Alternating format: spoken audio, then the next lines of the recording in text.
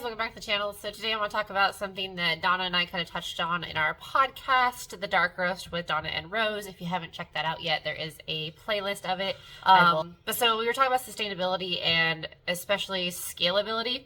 And so we were talking about outsourcing specifically. So there's a lot of parts to building out a business, and that's one of the reasons that a lot of online marketers turn to done-for-you funnels, done-for-you products, and things like that, because there's a lot of back-end stuff that there is to learn and a lot of skills that you need to implement.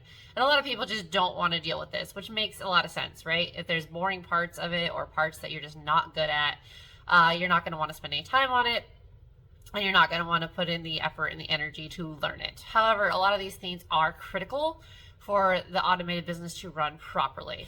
So as I'm building out one of my income streams, I'm also looking at how can I outsource some of these things, who can I outsource it to, and what would be most beneficial for me and whoever I'm outsourcing it to. So there's a lot of different outsource websites you can go to. Of course, you can go to Fiverr, you can go to Upwork. I've used both of these platforms, and while I had some decent experiences, it's not really my go-to.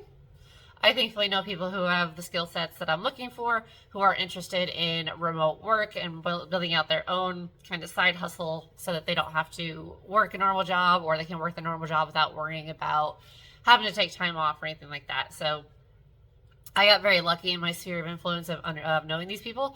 But there's a lot of different ways if you're starting out that you can reach out other than Upwork and Fiverr. So a lot of times you're in groups with other affiliate marketers or other people in whatever niche you're going into. And a lot of times you can just ask within those groups if there's anybody with those strengths and then do collabs that way, especially if you're both new and both starting out. You can do a lot of Skillshare. So if you're really good at websites, but somebody else is really good at SEO and doesn't want to build out their website, you guys can partner together. You can build both websites. They can do the SEO for both websites. So there's lots of different ways to outsource, like I said, what bores you or what just frustrates you or what you're not interested in a way that still allows you to learn the actual skills without just turning to the done for you. Again, I'm not saying that there's not a place for done for you funnels. There's a few that I like that I recommend.